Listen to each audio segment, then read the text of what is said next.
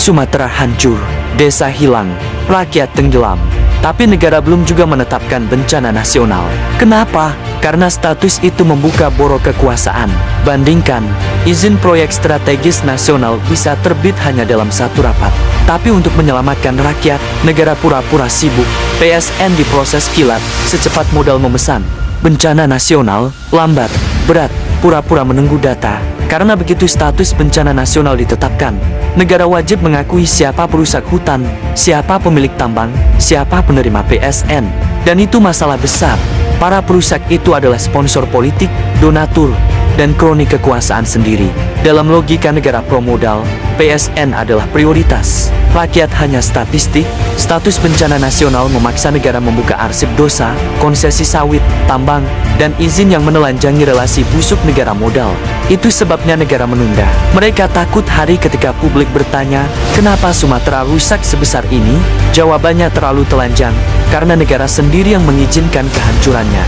Ketika modal minta PSN, negara berlari. Ketika rakyat minta status bencana, negara berjalan sambil melihat ke langit. PSN dianggap urgensi pembangunan, bencana nasional dianggap beban anggaran. Padahal bencana di Sumatera bukan musibah alam. Ini efek berantai dari proyek-proyek yang dipaksakan tanpa kajian lingkungan. Dan siapa yang menekan proyek-proyek itu? Negara sendiri, dengan dalih pertumbuhan ekonomi.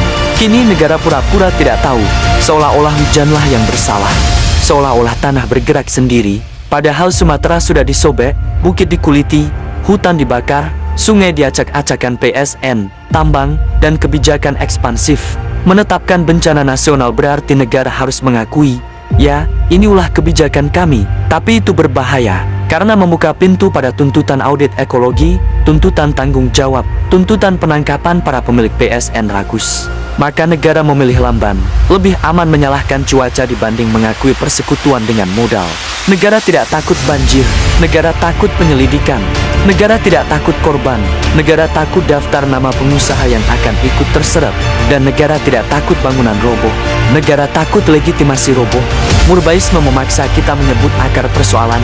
Ini bukan lambat karena birokrasi, tapi lambat karena kepentingan. Bencana nasional adalah musuh politik bagi negara promodal. PSN adalah sahabat dekat. Selama negara lebih cepat melayani modal daripada menyelamatkan rakyat, bencana tidak akan pernah nasional. Yang nasional hanyalah penderitaannya.